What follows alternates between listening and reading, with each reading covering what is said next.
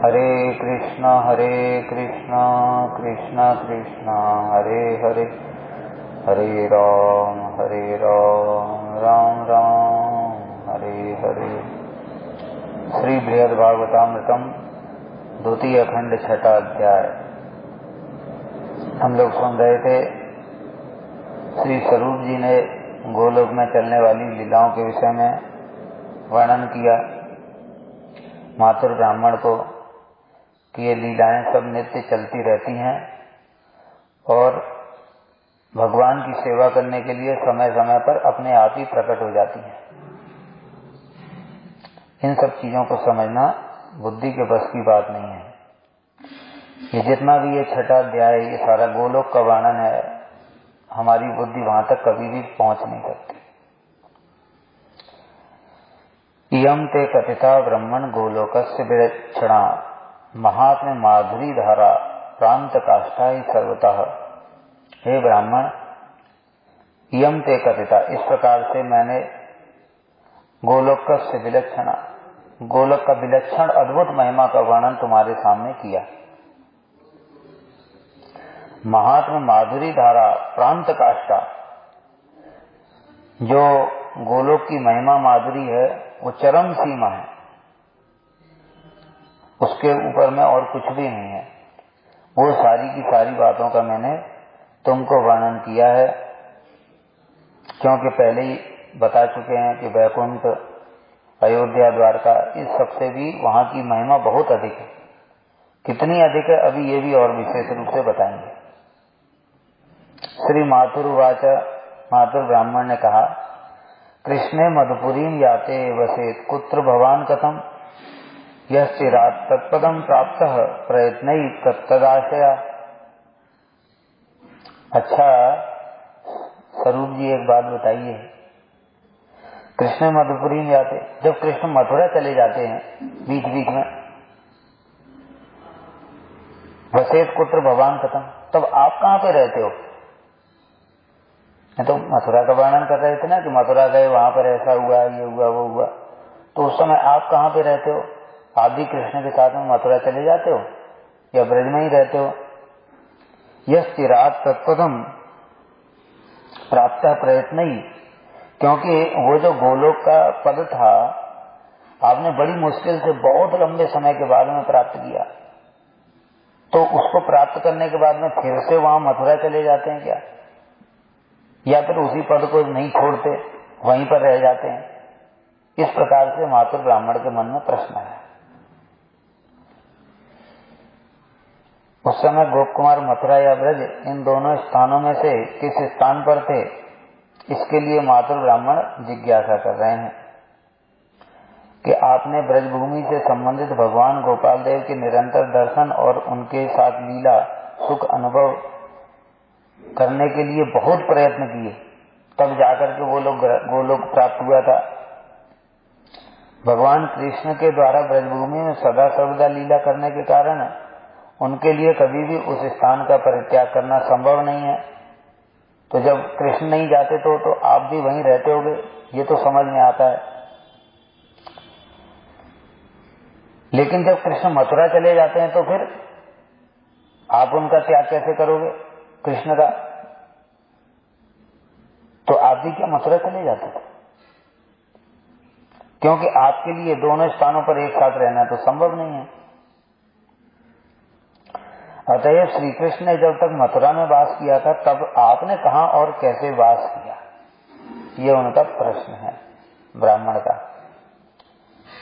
श्री स्वरूप उवाच, आदेशेन प्रभोस्तस्य प्रजे नंदादिभिः सह वसन्ति मादृशः सर्वे तत्र स्वसदृशैस्तदा। आदेशेन प्रभु, श्री स्वरूप जी ने कहा, अपने प्रभु की आज्ञा से ब्रजे, मैं भी ब्रज में ही रहा। कैसे? नंदादिभिः सह, नंद बाबा इत्यादि के साथ। मतलब क्या? जब अक्रूर जी लेने आते हैं तब नंद बाबा उनके साथ जाते हैं, सखा लोग भी साथ जाते हैं, तो स्वरूप भी साथ में गए होंगे, श्री दाम इत्यादि भी साथ में थे। उसके बाद कृष्ण ने जब कंस को वध कर दिया, फिर 2-3 दिन के बाद में कहा नंद बाबा अब आप चले जाओ ब्रज में, ब्रजवासी बड़े दुखी होंगे। तो उन्होंने कहा भैया तुमको छोड़ के कैसे जाऊंगा। तो जैसे तैसे कृष्ण शपथ लेकर के और जो सब बातचीत हुई थी हम लोग सुन चुके हैं, वो सब कर करा करके जैसे तैसे कृष्ण ने कन्विंस किया उनको कि आप लोग ब्रज में लौट जाओ। तो नंद बाबा ब्रज में लौट गए।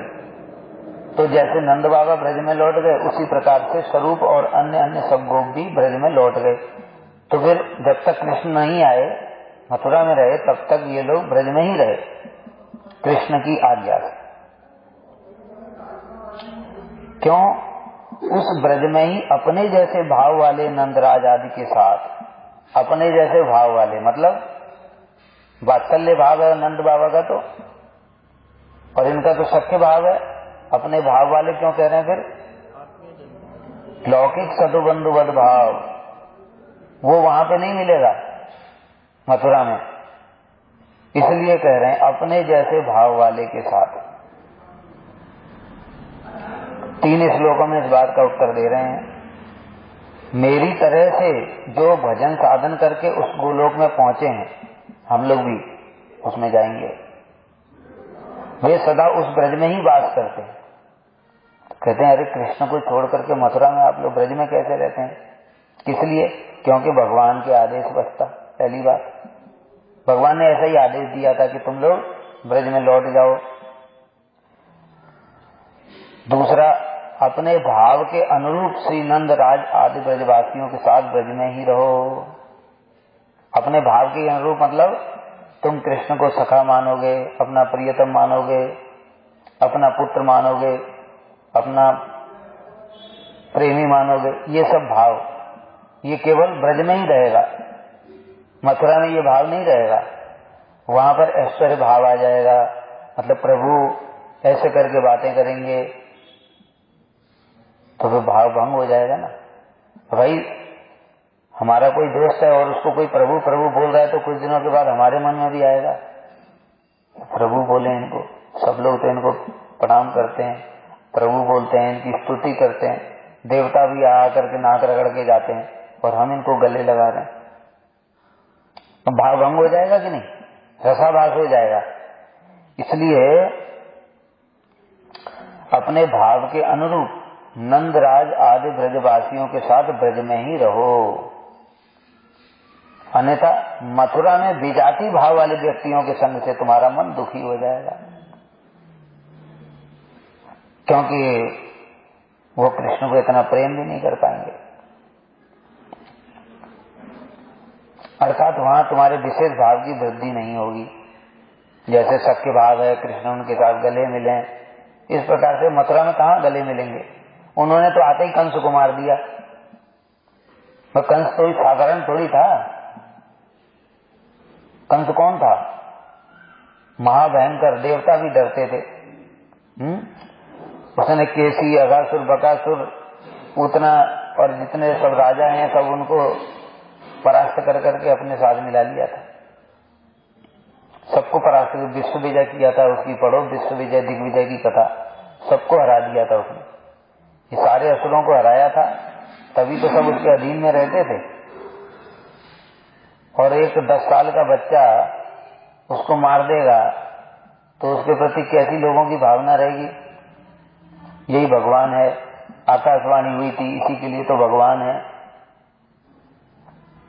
तो फिर भगवान को तुम गले कैसे लगाओगे? उनका जूता कैसे खिलाओगे? उनके कंधे पर कैसे चढ़ोगे? फिर तो संभव नहीं होगा। तो भाव तुम्हारा वृद्धि नहीं होगी और उससे तुमको क्या होगा? दुखी होगा। इसका प्रमाण क्या है? पहले देख लो, द्वारका में भी तो गए थे गोप कुमार, वहां पर उनको आनंद कहाँ आया?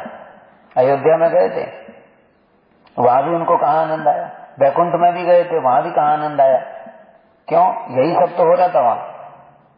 भगवान तो वहां भी थे सब जगह, लेकिन वहां पर सब जगह उनको पूजा कर रहे थे ऐश्वर्य भाव से, और इनके अंदर में ऐसी भावना नहीं है। ये चाहते हैं कि हम हंसी मजाक करें, खेलें कूदें, साथ में खाएं पिएं, मौज करें, घूमें फिरें, तो भाव की वृद्धि कैसे होगी? इसलिए हरि भक्ति सुधोदय में कहा गया है, बुद्धिमान व्यक्ति स्वकुल उपलब्धि ततो धीमा स्वयूथ्यानेव संश्रयेत। अपने कुल की वृद्धि के लिए सदैव अपने यूथ का आश्रय करेगा। मतलब ये स्वरूप सिद्धि के बाद की बात है कि जो अपना यूथ है, जैसे राधा जी हैं उनका अपना यूथ है, चंद्रावली का अपना यूथ है, ऐसे यूथेश्वरी हैं ना वहां पे, तो अपने अपने यूथ में ही रहेगा। क्योंकि दूसरे यूथ में जाएगा तो भाव बदल जाएगा, जब भाव बदल जाएगा तो उस प्रकार का आस्वादन नहीं होगा। कृष्ण किस प्रकार से रसास्वादन करते हैं ये हमारी बुद्धि से परे की चीज है।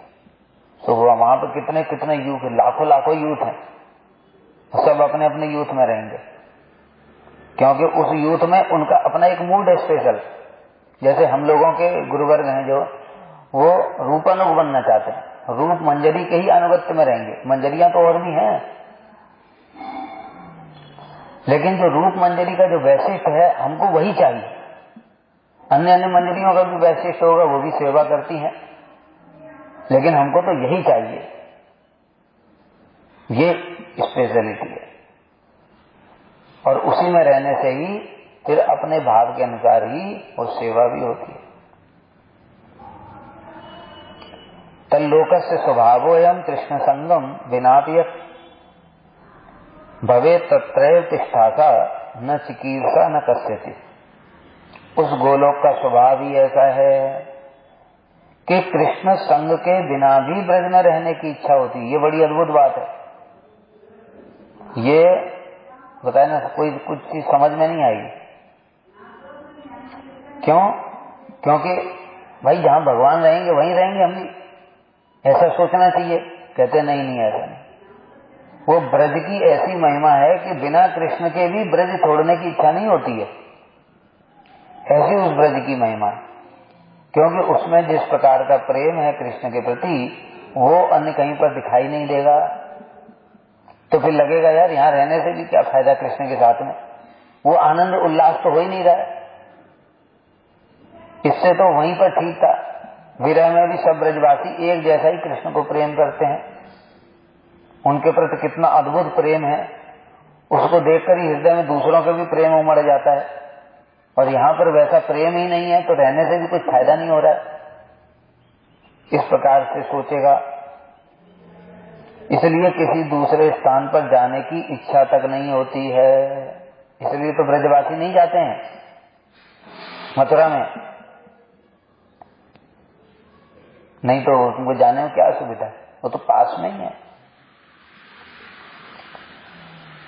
यदि आपत्ति हो कि कृष्ण के बिना आपने ब्रज में किस प्रकार से वास किया तथा आप वहां किस प्रकार से सुखी रहे, भाई कृष्ण ही नहीं है तो ब्रज में फिर कैसे आप सुखी रह सकते हैं। ये 2 श्लोकों में बता रहे हैं। विशेष बात है ये, गोलोक नामक ब्रज का स्वभाव ही ऐसा है कि कृष्ण के संग के बिना भी उस गोलोक में ही रहने की इच्छा होती है।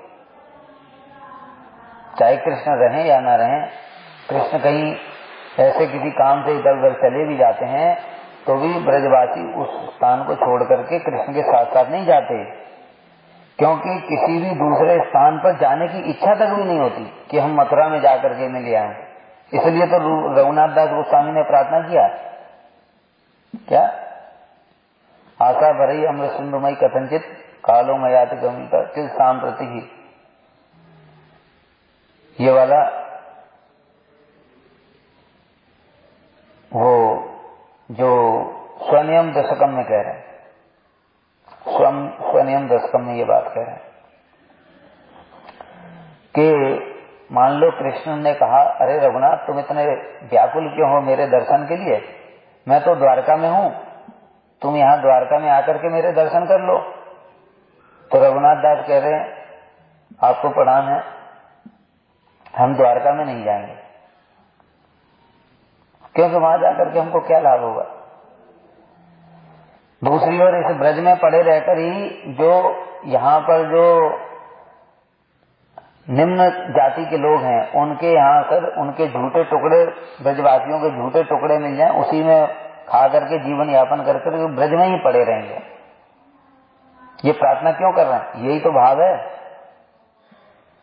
कि जो ब्रजवासी हैं कृष्ण उनको बुलाएं कि भाई तुम्हारा दुख मेरे दर्शन से ही दूर होगा तो तुम आ जाओ। कहते नहीं नहीं, हमको नहीं चाहिए ऐसा दर्शन, हमको तो यही स्थान चाहिए। इसलिए तो जो रघुनाथ दास गोस्वामी की निष्ठा बड़ी अद्भुत उन्होंने प्रकाशित हुई है, जो चाहे स्वनियम दशकम हो, चाहे वो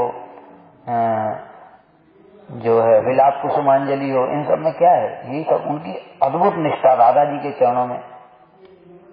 कि अगर राधा जी के चरणों की कृपा ही नहीं प्राप्त हुई तो फिर ये ब्रज से भी क्या प्रयोजन है, इस राधा कुंड से भी क्या प्रयोजन है, कृष्ण से भी क्या प्रयोजन है, और तो छोड़ो प्राणों को धारण करने से भी कोई प्रयोजन नहीं। ये क्या है जो अभी बताया, अपने यूथ के प्रति इतनी निष्ठा, ये सब वहां पर देखने को मिलेगा। तब तक सुन लो का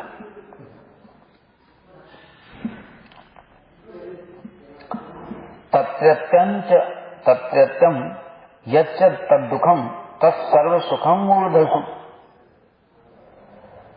स नरी नर्ति शोकस्य कृष्णानंद बरोपरी। तत्रत्यम, वहां पर जो दुख है, कौन सा दुख है, कृष्ण विरह का दुख है। तत्सर्व सुखम मूर्धसु, वो सारे सुखों के ऊपर नाचता है। स नरी नर्ति, नृत्य करता है, मूर्धसु सारे सुखों के सिर के ऊपर में नृत्य करता है। तथा वहां जो शोकस्य, जो शोक है, कृष्णम आनंद भरोपरी, वो शोक भी सम प्रकार की आनंद राशि के सिर पर बार बार नृत्य करता है। अब बताएं, ये सब बातें बुद्धि की है ही नहीं। ब्रजवासियों को जो दुख हो रहा है कृष्ण के विरह में, वो दुख भी सारे सुख जो अन्य स्थानों पर है, मतलब मथुरा, द्वारका और अयोध्या और नारायण वैकुंठ, इन सब में जो सुख है उस सुख से ज्यादा तो इनका दुख है। तो वो इनका सुख क्या होगा वो तो कोई कल्पना भी नहीं कर सकता। इसलिए पहले ही किया था, जब द्वारका में भी थे तो उद्धव जी भी यही बात कह रहे थे कि यहाँ पर जो सुख है उससे कोटि कोटि गुना सुख वहाँ गोलोक में है, लेकिन उसको कोई समझ नहीं सकता। वही समझ सकता है जो उसको अनुभव करेगा और वर्णन नहीं किया जा सकता उसको। ये बात यहाँ पर फिर से प्रमाणित हो रही है कि यहाँ का जो दुख है वो दूसरे जगह के सुख से भी श्रेष्ठ है। इसलिए फिर वहां से छोड़ करके क्यों जाएं। अब ये कैसा है क्या है वो सब बुद्धि के बस की बात नहीं है। यदि आपत्ति हो कि कृष्ण के संग के बिना ब्रज में वास का सुख भी कृष्ण के विरह में दुख बन जाएगा, वहां पर तुम लोग दुखी रहोगे, तो कह रहे हैं गोलोक में कृष्ण के विरह आदि में जो दुख होता है वह दुख भी समस्त प्रकार के सुखों के सिर पर नृत्य करता है। अर्थात विरह में दुख सब प्रकार के सुखों से अधिक सुखमय है। अब कैसे है बताओ। और वहां पर जो शोक है वह भी संपूर्ण आनंद के सिर पर बार बार नृत्य करता है। यही श्री कृष्ण प्रेम का विशेष स्वभाव है। अब यहाँ पर जो अब तक जो बातें चल रही थी उसका सार ये बताया कि भैया इतना कृष्ण प्रेम वहां पर जो सबसे श्रेष्ठ स्थान है, उन ब्रजवासियों का सर्वोत्तम प्रेम है, तो फिर कृष्ण उनको दुख क्यों दे रहे हैं, हम ऐसा क्यों सोच रहे हैं? क्योंकि हमारे लिए दुख का मतलब कष्ट होता है, लेकिन यहाँ पर बता रहे हैं जो कृष्ण प्रेम में जो दुख होता है उसका मतलब कष्ट नहीं होता है। वो जगत के समस्त आनंद के सिर के ऊपर नृत्य करता है। और जिसके अंदर श्री कृष्ण प्रेम होगा वो इसको अनुभव करेगा, दूसरा समझ ही नहीं सकता इसको बुद्धि से। इसलिए उस लोक का स्वभाव भी इसी प्रकार से समझना चाहिए। उस स्थान का स्वभाव कैसा है? गोलोक का सब समय सच्चिदानंदमय, धाम ही सच्चिदानंदमय, आनंदमय, वहां दुखमय तो बोला नहीं, समझ गए। और दूसरी ओर ये जगत के लिए क्या बोला? दुखालयम अशाश्वतम। देखो अंतर समझो दोनों का। हम इस जगत में देख रहे हैं दुखालय, दुखों का घर है, इसलिए कोई सुख भी प्राप्त करने की कोशिश करता है तो दुखी में पर्यवसित हो जाता है वो अंत में, क्योंकि जन्म और मृत्यु तो दुखी। तुमने मान लो थोड़ा बहुत भोग कर लिया, इसको सुख मान करके खाने पीने घूमने फिरने मौज मस्ती का, स्त्री सुख इत्यादि। लेकिन जब मरने का टाइम आएगा, बुढ़ापा आएगा, तो दुख में ही पर्यवसित हो गया ना वो। दूसरी ओर वहां पर जो दुख जैसा प्रतीत हो रहा है, कृष्ण चले गए, दर्शन नहीं हो रहा है, लेकिन वो परम आनंद में ही पर्यवसित होता है, क्योंकि कृष्ण प्रेम का ऐसा स्वभाव है। और दूसरा, उस धाम का भी ऐसा ही स्वभाव है, वहां तो दुख नाम की चीज ही नहीं है। सच्चिदानंदमय, सत्य चित आनंदमय, वो तो आनंद से ही परिपूर्ण है। इसलिए जो कृष्ण प्रेम है उसका स्वभाव ही ऐसा है कि वो सब समय वहां पर आनंद ही रहता है। लेकिन वही है कि हमारे लिए विरह का मतलब दुख होता है, इसलिए हम अपनी बुद्धि से वैसा सोच रहे हैं। और कैसे आनंद होता है इसको कोई नहीं जानता। इत्थम वसंत तत्र चिरेण वांछितम वांछादिकम चाविरतम परम फलम चित्तानुपूर्त्यानुभवन्नपि दुर्लभम वस्तु स्वभावे न तृप्ति आपमेया। इत्थम, इस प्रकार से, वसंत तत्र, वहां गोलोक में वास करके, चिरेण वांछितम, जो मैंने बहुत लंबे समय से जो इच्छा करी थी जिस फल को प्राप्त करने की, लंबे समय से मतलब यहां से पृथ्वी से शुरू किया था जर्नी, गोवर्धन छोड़ करके गंगा नदी के तट पर गए थे, वहां पर एक शालिग्राम को देखा था, फिर जगदीश्वर, उनको जगदीश्वर मान करके उन्हीं को सब कुछ समझा। फिर उन्होंने कहा तो जगदीश्वर तो वहां दक्षिण भारत में जाओ, वहां पर आए, राजा के यहाँ विग्रह में दर्शन किया, उनको प्राप्त करने की इच्छा, लेकिन वहां भी आनंद नहीं हुआ। पुरी आ गए थे, पुरी में आकर के जगन्नाथ जी का दर्शन किया, यहाँ बहुत समय तक रहे, फिर स्वर्ग चले गए, फिर महर्लोक, जन तप, सत्य लोक, फिर अष्टावरण, फिर मुक्ति लोक, फिर बैकुंठ, अयोध्या, द्वारका।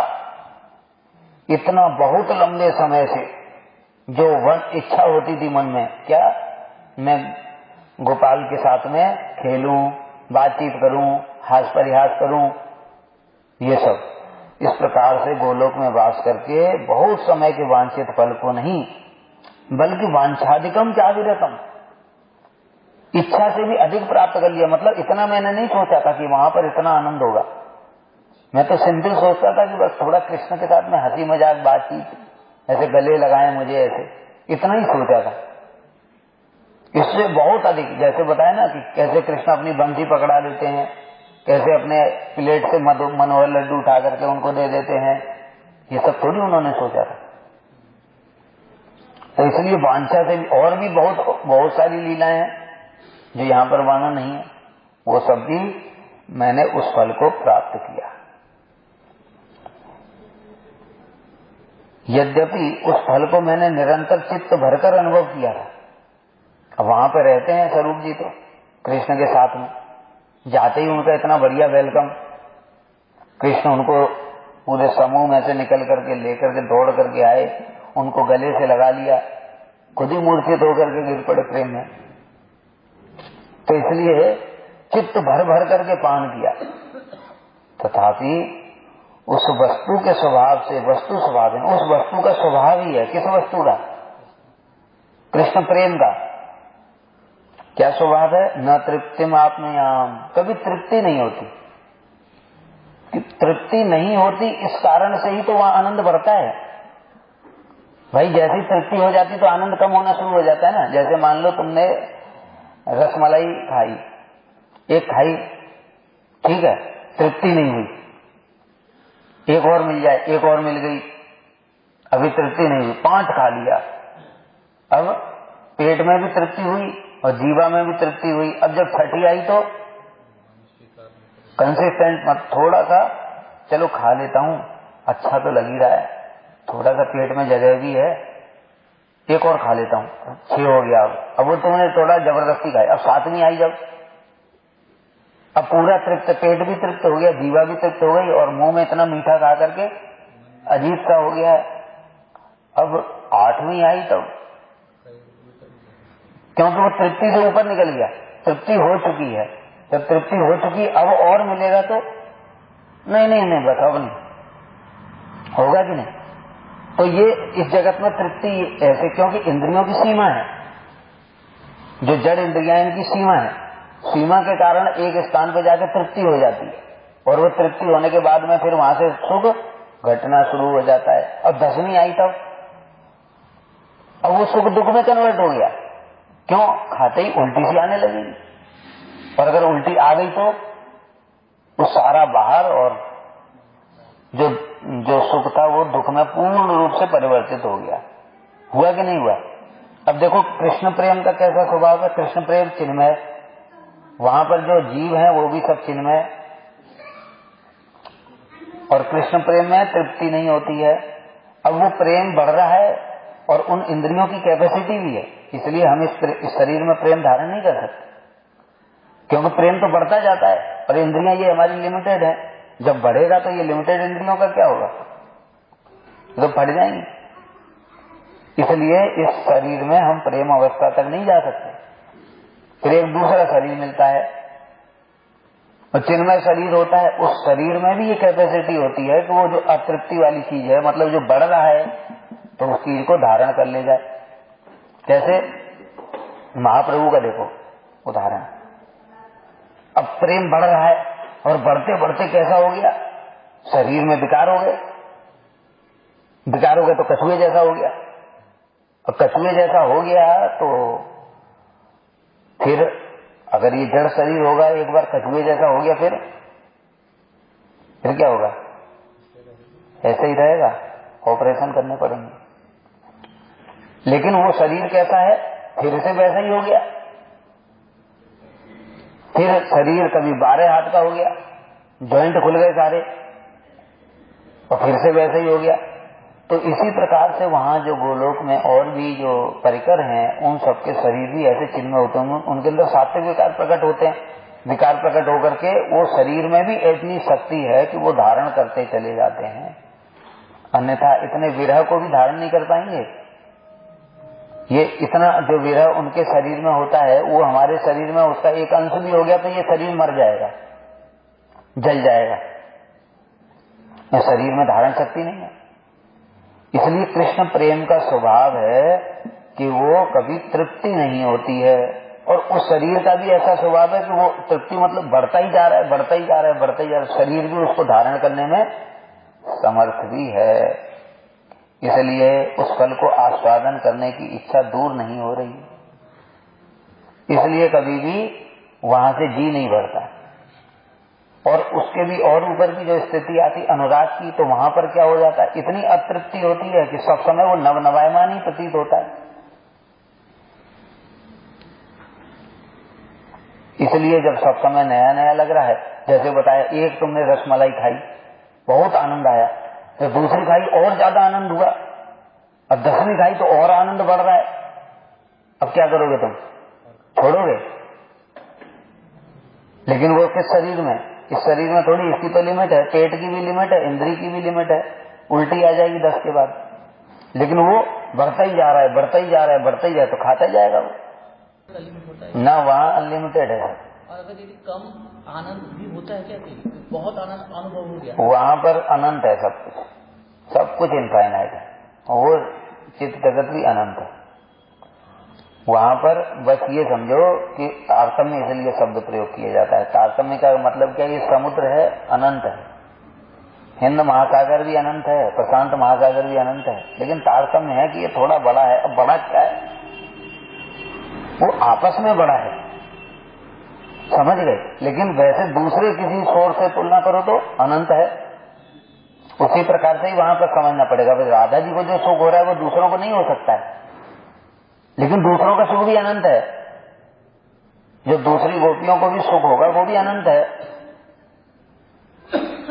तो वहां के हिसाब से तारतम्य प्रकट किया जा रहा है कि यहाँ पे सख्य रस है, सख्य से वात्सल्य श्रेष्ठ है, वात्सल्य से मधुर श्रेष्ठ है, मधुर में गोपियां श्रेष्ठ हैं, गोपियों में भी राधा जी श्रेष्ठ हैं।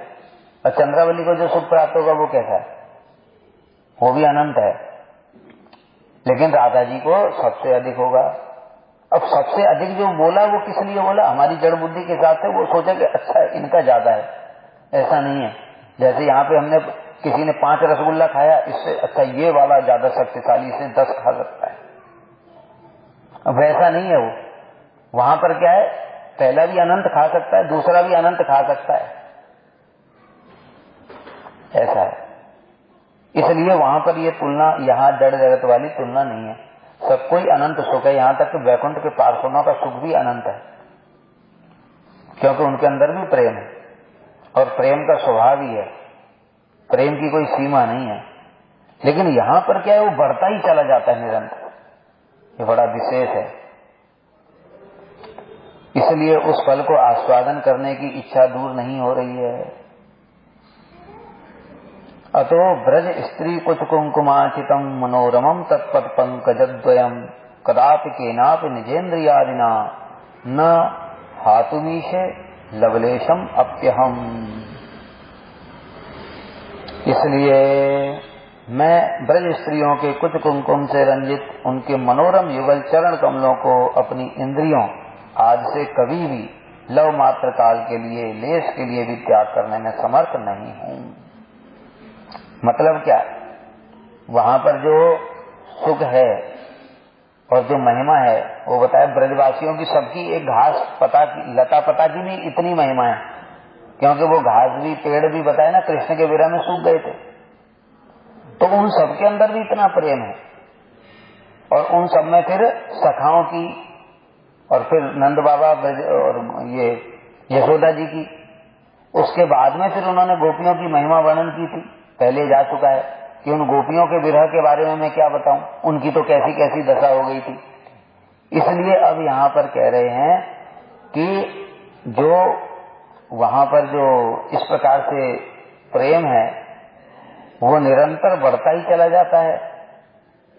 इसलिए उसमें भी ब्रज स्त्रियों का प्रेम सबसे अधिक है।